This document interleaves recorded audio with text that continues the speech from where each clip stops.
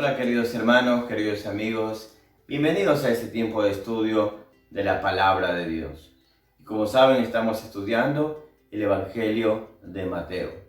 Y en el video anterior ya hablamos acerca de un título o una idea central para todo este Evangelio que tiene 28 capítulos.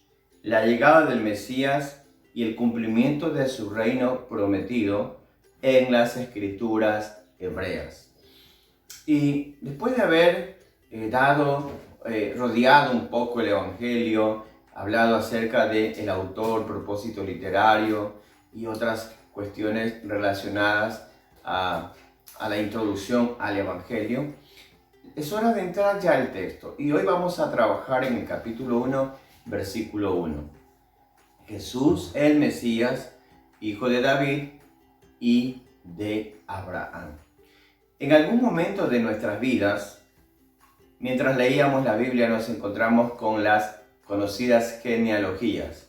Y en primera instancia, y debido a nuestro poco conocimiento de la cultura hebrea, nos parece hasta desconocido y sin mayor explicación o sentido todas estas listas de personajes, de descendencias, de genealogías.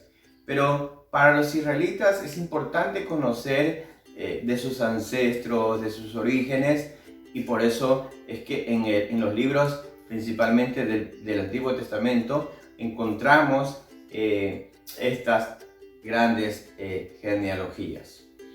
En el Nuevo Testamento encontramos principalmente dos, una que nos proporciona el evangelista Lucas y otra que encontramos en el Evangelio de Mateo que estamos estudiando. Y Mateo usa esta herramienta literaria, didáctica de su época para buscar cumplir o apuntalar en su intención literaria. Y al introducir esta genealogía, Mateo dice: el siguiente es un registro de los antepasados de Jesús, el Mesías, descendiente de David y de Abraham. Como ya sabemos, Mateo busca que sus destinatarios originales, los judíos, entiendan que en Jesús, en el Mesías, se cumplen las profecías del Antiguo Testamento.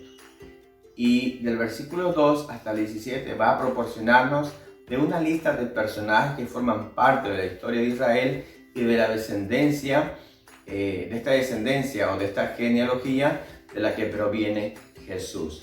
Pero eso lo vamos a dejar para otro video, para hablar de esos personajes. Hoy vamos a concentrarnos básicamente en este primer versículo. Y introducimos este segmento con algunas preguntas. ¿Por qué Mateo menciona al inicio de esta genealogía que Jesús como Mesías es descendiente de David y de Abraham? ¿Qué rol cumplen estos dos personajes, David y Abraham, en la llegada del Mesías prometido? ¿Y cuál es la relación entre Jesús el Mesías y estos personajes del pasado? Empecemos por David. ¿Qué sabemos de David? Hijo de Isaí, escogido por Dios, ungido por Samuel como rey de Israel, venció al gigante Goliat siendo muy joven, fue querido durante un corto tiempo por el rey Saúl y después soportó varias persecuciones por quien llegaría a ser su suegro.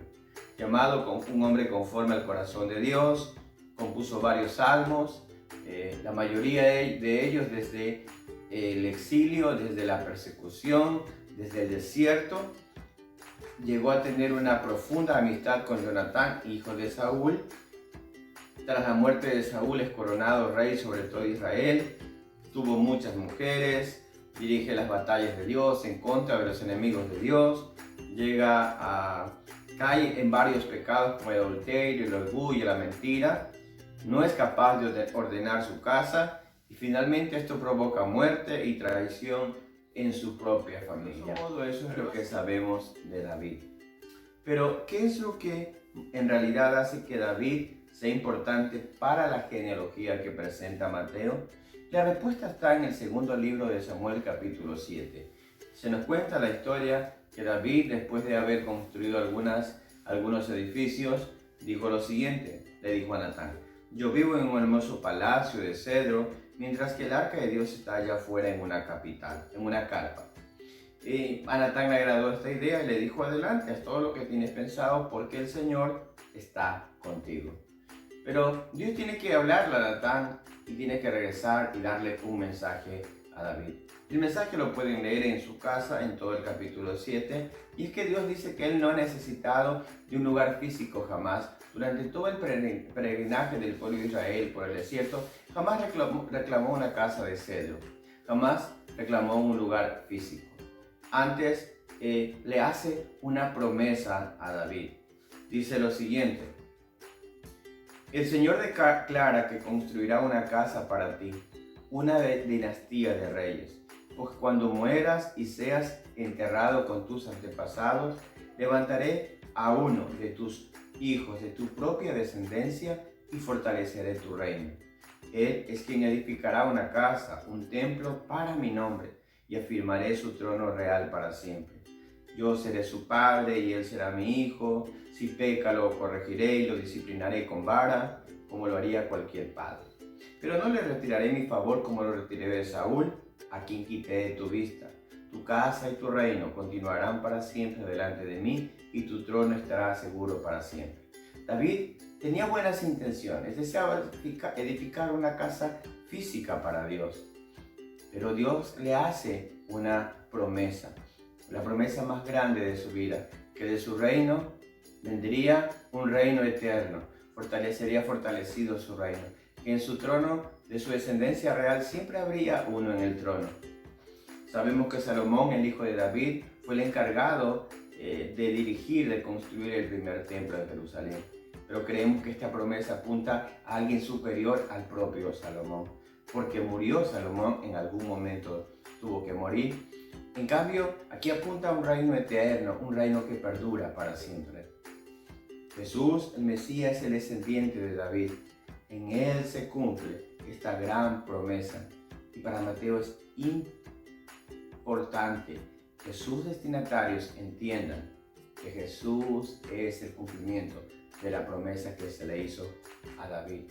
Ya sabemos algo de David. Lo que sabemos acerca de Abraham, lo conocemos como el padre de la fe. Sabemos que fue llamado por Dios para dejar Ur y venir a una tierra diferente, dejar todo lo que tenía. Conocemos que intercedió por Sodoma y Gomorra, conocemos de su fe, conocemos el sacrificio que fue llamado a hacer a través con su hijo Isaac. Sabemos también que en algún momento puso en riesgo la vida de su propia mujer. Pero realmente, ¿qué es lo que hace que Mateo lo incorpore y lo señale en esta genealogía? A Abraham. Debemos ir para eso a Génesis 12, donde empieza realmente la historia del pueblo de Israel. En Génesis 12, 1 al 3 leemos lo siguiente: el Señor le había dicho a Abraham: deja tu patria y a tus parientes y la familia de tu padre y vete a la tierra que yo te mostraré. Haré de ti una gran nación, te bendeciré y te haré famoso, y serás una bendición para otros. Bendeciré a quienes te bendigan y maldeciré a quienes te traten con desprecio. Todas las familias de la tierra serán bendecidas por medio de ti.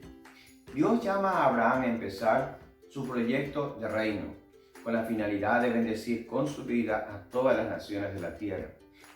Cuando Mateo cita a Abraham y dice que Jesús, el Mesías, es descendiente de este patriarca, lo que busca es que sus destinatarios entiendan que esta promesa de siglos atrás encuentra cumplimiento en Cristo. Cuando hacemos el ejercicio de mirar hacia atrás y leer un poco de la historia de Israel, es más fácil entender por qué Mateo empieza su genealogía con la frase: el siguiente es un registro de los antepasados de Jesús, el Mesías, descendiente de David y de Abraham. Mateo busca que sus destinatarios tengan claro que en Jesús se cumplen las promesas mesiánicas de la escritura hebrea. En Jesús se cumple la promesa de un reino eterno realizada a David. Y en Jesús se cumple la promesa de bendecir a todas las naciones realizada a Abraham. Hemos visto cómo el argumento de Mateo nos recuerda a estos dos personajes. Pero, ¿qué dijo Jesús acerca de David y de Abraham? En Juan 7:42 encontramos lo siguiente: pues las Escrituras dicen claramente que el Mesías nacerá del linaje del rey David, en Belén, la aldea donde nació el rey David. Y en Juan 8:56, Abraham, el padre de ustedes, se alegró mientras esperaba con ansias mi venida. La vio y se llenó de alegría. Finalmente, ¿cómo este versículo estudiado a la luz de la genealogía que presenta Mateo, como del argumento central de su evangelio, encuentra puntos de encuentro con usted y conmigo, personas del siglo XXI? 3 respuestas a manera de aplicación. Vivimos en un mundo en donde es fácil que se rompan las promesas. Ante esta realidad, siempre será bueno recordar que las promesas de Dios siempre se cumplen. Él cumple fielmente lo que promete. En segundo lugar, Jesús y su proyecto de reino es fundamental e indispensable para un mundo como el nuestro. Si Mateo le enfatiza, es porque forma parte de la intención de Dios. Tenemos que unirnos entonces a su propuesta, a su proyecto de reino. Será fundamental esta propuesta y unirnos a ella para aportar a la transformación de nuestras comunidades. Y finalmente, no debe existir personaje, ya sea bíblico o contemporáneo, que llegue a ser más importante que Jesús en nuestras vidas. Sin Jesús, las promesas hechas a Abraham y a David hubieran quedado en simples promesas. Se cumplieron porque Jesús es el Mesías. No puede ante esta realidad haber otros Mesías en nuestras vidas. Puedes dejar tus comentarios, tus preguntas acerca de lo que hoy tratamos. Y continuamos con el estudio de Mateo. Nos vemos en una próxima oportunidad.